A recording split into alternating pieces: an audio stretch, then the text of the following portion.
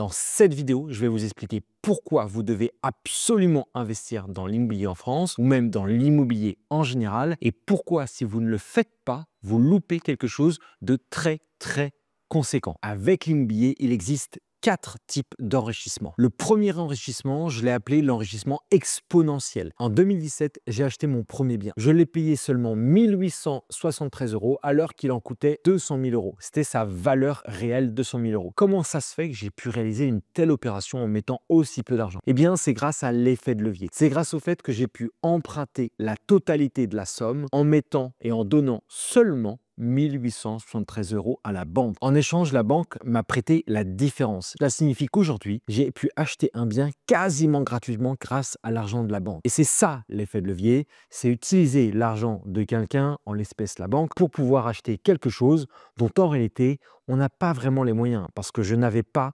199 000 € dans ma poche pour acheter ce bien immobilier. L'autre avantage avec l'enrichissement exponentiel, et ça c'est grâce à la France, c'est qu'on peut avoir des taux fixes. C'est quasiment unique au monde. Alors, vous me direz, mais pourquoi des taux fixes? Pourquoi pas des taux variables? Au final, ça n'a pas vraiment d'importance. Gravissime erreur. Les taux fixes vous permettent de savoir avec évidence et certitude votre mensualité. Elle ne changera jamais. Un taux variable ou semi-variable ou révisable, comme cela existe par exemple à Dubaï, aux États-Unis, au Canada, le taux va changer tous les 4-5 ans. Or, évidemment, l'économie n'est pas plate. Ce monde n'est pas plat. Ce monde bouge, il est mouvant. Et donc, qu'est-ce qu'il se passe? Généralement, les taux vont évoluer à la baisse comme à la hausse. Sauf que généralement, le risque de hausse est très conséquent. Et en France, l'avantage avec les taux fixes, c'est qu'ils ne peuvent jamais augmenter, ils ne peuvent que diminuer, puisque si les taux diminuent drastiquement, on peut renégocier son taux immobilier, son taux fixe. L'enrichissement silencieux, c'est tout simplement la valorisation du bien. Qu'est-ce que cela signifie? C'est que par exemple, le premier bien que j'ai acheté, comme je le disais, j'ai mis 1873 €. En réalité, il avait une valeur de 199 000 €, sauf que 7 ans après, il en vaut 270 000 €. En 7 ans, j'ai gagné 70 000 € de valorisation du bien. C'est conséquent. Ça veut dire qu'aujourd'hui, si je revends mon bien immobilier, j'ai une plus-value de 70 000 € que je peux encaisser cash. Évidemment, il pourrait y avoir des impôts, mais on peut aussi être exonéré, notamment lorsqu'on est non-résident et à condition d'être non-résident et d'investir en France. Je pourrais être totalement exonéré de ces 70 000 € d'impôts avec une stratégie fiscale hyper puissante dont je ne mentionnerai pas ici toutes les conséquences parce que ce serait beaucoup trop long. Le troisième enrichissement, c'est l'enrichissement fiscal. Qu'est-ce que ça veut dire? En choisissant le bon régime fiscal en immobilier, vous pourrez faire baisser votre impôt sur vos revenus. Admettons, vous travaillez en Suisse, vous travaillez au Luxembourg, vous travaillez aux États-Unis, vous travaillez au Canada. Vous avez investi dans l'immobilier dans votre pays de résidence ou non, en fonction des situations, en fonction de plusieurs choses, vous pourrez faire baisser votre imposition dans votre pays de résidence. Ça demande évidemment une étude au cas par cas, ciblée, de la convention fiscale, des règles fiscales en France que vous aurez choisies et de la stratégie fiscale d'une manière générale. Mais vous voyez bien la puissance de l'immobilier. Grâce à cet enrichissement fiscal, j'ai pu faire baisser mes impôts sur le revenu dans mon pays de résidence et notamment de 40 000 € en termes de base imposable. J'ai pu donc faire des énormes économies. Le quatrième enrichissement, c'est l'enrichissement successoral. Ça signifie que vous aurez un bien et ce bien-là, in fine, vous allez pouvoir le transmettre à vos enfants, à vos petits-enfants, pourquoi pas. Et vous pouvez très bien le transmettre en ne payant 0 € d'impôt sur la succession. Et je parle bien de la France. Donc, ça paraît bizarre de dire ça parce qu'on entend tout le temps, il y a beaucoup d'impôts en France, on paye trop d'impôts, on est le pays le plus imposé au monde. Oui, c'est vrai, mais cela dépend pourquoi. Pour le revenu du travail, on est très imposé. C'est une certitude et c'est même beaucoup trop à mon sens. Pour l'immobilier, si l'on connaît les bonnes stratégies, on a les bonnes astuces et le bon conseil, vous pourrez payer 0 € d'impôt sur la succession. Alors, au début de cette vidéo, j'ai dit qu'il y avait 4 types d'enrichissement. En réalité, il y en a même un 5e.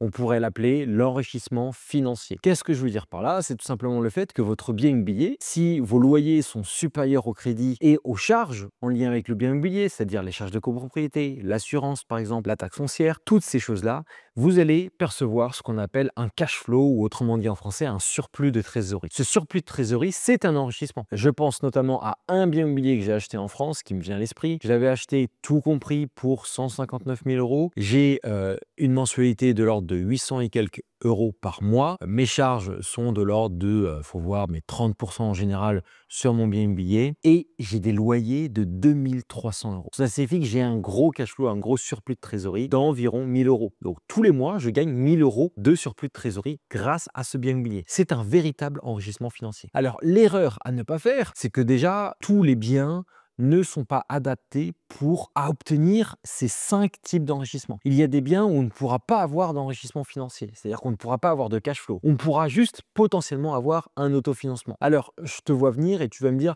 oui, mais à quoi ça sert dans ce cas-là? Parce que si je ne gagne pas d'argent concrètement aujourd'hui, j'ai pas de cash flow, si ça fait que s'autofinancer, finalement, c'est pas très pertinent, ça sert à pas à grand-chose. Gravissime erreur. Et pourquoi? Tout simplement parce que rappelle-toi du premier enrichissement, l'enrichissement exponentiel, qui est en réalité le plus grand enrichissement. Pour rappel, c'est lorsque vous mettrez un apport, par exemple de 10, 15, 20 000 euros, pour acheter un bien immobilier de, par exemple, 200 000 euros. La banque vous aura prêté 180 000 euros. Premier facteur. Deuxième facteur, le locataire aura remboursé ton bien au fur et à mesure dans le temps. Tu n'auras donc rien payé de ta poche. La conséquence de cela, c'est qu'un bien s'autofinance, se rembourse grâce au loyer de ton locataire, et pour autant, tu n'as mis que 10 ou 15 000 euros pour un bien qui en vaut 200 000 euros, c'est-à-dire 10 à 15 fois plus. Tu vois bien que finalement, tu gagnes de l'argent. Et ça s'appelle la capitalisation, c'est-à-dire que le bien se rembourse par lui-même. À chaque fois que ton bien se rembourse, c'est de l'argent que tu gagnes. Sauf que cet argent, tu ne le vois pas sur ton compte bancaire.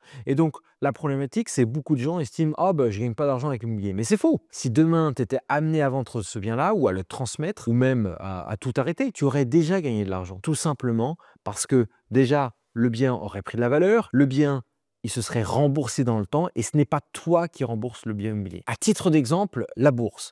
Si vous faites demain un investissement de 100 000 euros dans des titres, peu importe sur un ETF ou peu importe sur quel type d'outil en bourse, vous faites un investissement et vous mettez 100 000 euros. Vous gagnez un rendement de 8%. Ça veut dire que vous gagnerez chaque année 8 000 euros. Bon, c'est très bien.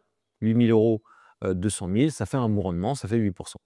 Mais c'est vraiment pas terrible à côté de l'immobilier. Pourquoi ce n'est pas comparable? En immobilier, vous allez gagner 8% de 100 000 euros. Mais attendez, est-ce que vous avez payé les 100 000 euros? Non. Tu auras mis seulement 10 000 euros sur la table. Cela signifie que si j'ai mis 10 000 euros de ma poche comme apport pour acheter le bien d'une valeur de 100 000 euros, ce fameux 8% de rendement, c'est bien sur le bien immobilier, donc sur les 100 000 euros. Maintenant, quel est le rendement sur mon apport? Si j'ai 8% de rendement, en sachant que mon apport est 10 000 euros, j'ai un rendement de 80%. Et c'est pour ça que ça explose la bourse. C'est pour ça que l'immobilier est beaucoup plus puissant que la bourse. Et c'est pour ça que les très grandes fortunes, ou même les personnes assez fortunées, ont toujours investi dans l'immobilier parce qu'elles savent qu'elles vont mettre une petite partie de l'argent, que ce soit 10, 15, 20, 30%. Et en réalité, la banque va prêter les 70% restants. Et donc, il y a l'enrichissement financier, il y a l'enrichissement successoral dans certains cas, il y a l'enrichissement exponentiel et c'est celui-ci le plus important. Grâce à l'effet de levier, vous allez massivement vous enrichir. Et donc, l'immobilier n'est absolument pas comparable aux autres types d'investissements. Méfie-toi des résumés, des analyses courtes et vides de sens. J'espère que tu l'auras compris. C'est ça la puissance de l'immobilier. Donc, investis dans l'immobilier. Si tu n'investis pas dans l'immobilier, tu ne t'enrichis pas autant que tu pourrais le faire. Moi, je le vois. J'ai par exemple fait récemment une acquisition. J'ai mis 8% d'apport sur un montant global de 650 000 euros. Ça veut dire que je vais massivement m'enrichir parce que la banque m'a juste prêté 90% du bien immobilier. C'est quand même énorme. J'aurais jamais pu le payer cash, mais grâce à cela, j'ai pu m'enrichir. Et en plus, dans le temps, le bien va s'apprécier. Et donc, c'est très, très important. Dis-moi en commentaire si tu as des questions par rapport au type d'enrichissement dans l'immobilier, ce que tu en penses, est-ce que tu as déjà investi? N'hésite pas à regarder la description de cette vidéo. Il y aura certainement des liens très utiles pour t'aider à investir davantage dans l'immobilier, et notamment en France, parce que comme je te l'ai dit, c'est le marché le plus stable et le plus sécure au monde, et où on peut gagner de l'argent à coup sûr. Je te dis à la prochaine vidéo.